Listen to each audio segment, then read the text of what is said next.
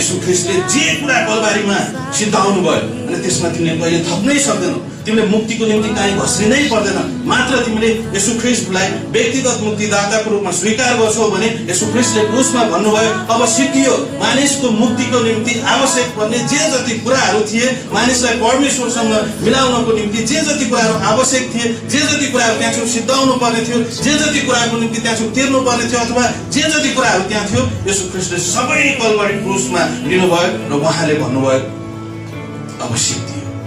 अनि मात्र तिमी यो उपहारलाई स्वीकार गर्न सक्छौ। यसको कुनै मूल्य छैन। अनि यसले काम गरेर तिमीले यसलाई किन्न सक्दैनौ। अनि येशू ख्रीष्टले जे कुरा मुक्तिको निम्ति जे आवश्यक कुरा उहाँले क्रुसमा गर्नुभयो त्यसलाई तिमीले किन्न सक्दैनौ। कारण किन? त्यो त्यहाँ छेउ परमेश्वरको एकमात्र पुत्र हुनुहुन्थ्यो। अनि एकमात्र पुत्र हुनुहुन्थ्यो। अनि मात्र ख्रीष्टले मानिसहरूलाई मुक्ति दिन सक्नुहुन्छ। अनि प्रेरित 4:12 अनि स्वर्ग र पृथ्वीमा कुनै नाम दिएको छैन, स्वर्ग र पृथ्वीमा कुनै अर्को व्यक्ति दिएको छैन, मात्र येशू ख्रीष्टको नाममा मुक्ति छ। मात्र येशू ख्रीष्टले मानिसहरूलाई परमेश्वरसँग मिलाउन सक्नुहुन्छ। मात्र येशू ख्रीष्टले परमेश्वरले दिनुभएको मुक्ति अनन्त जीवन मात्र येशू ख्रीष्टले दिनुहुन्छ। र त्यहाँ छेउ अरू कुनै कुराहरू हामी जोड्न सक्दैनौँ। त्यहाँ छेउ अरू कुनै कुराहरू हामी थप्न सक्दैनौँ। स्वर्ग र पृथ्वीमा अरू कुनै नाम दिएको छैन, मात्र येशू ख्रीष्टको। अनि जब येशू ख्रीष्टमा मात्र मुक्ति छ। भन्नुहोस् सबैले येशू ख्रीष्टमा मात्र मुक्ति छ। फेरि भन्नुहोस् येशू ख्रीष्टमा मात्र मुक्ति छ। येशू ख्रीष्टले क्रुसमा जे गर्नु भनिएको छ यो अनुग्रहद्वारा। अनि अनुग्रह मात्र।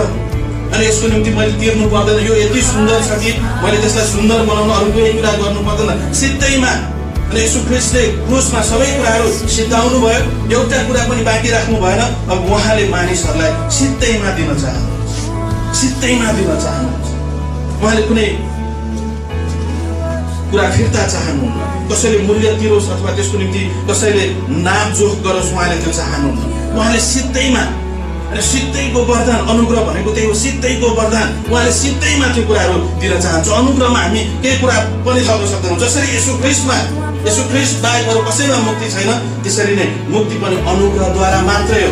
न त त्यसमा हामी केही थप्न सक्छौँ, न त त्यसमा हामी केही घटाउन सक्छौँ। परमेश्वरले मानिसहरूलाई त्यो सिधैमा र सिधैको वरदान र सिधै भनेर फेरि यस्तो लाग्छ त्यो कम मूल्यको कि क्या होइन।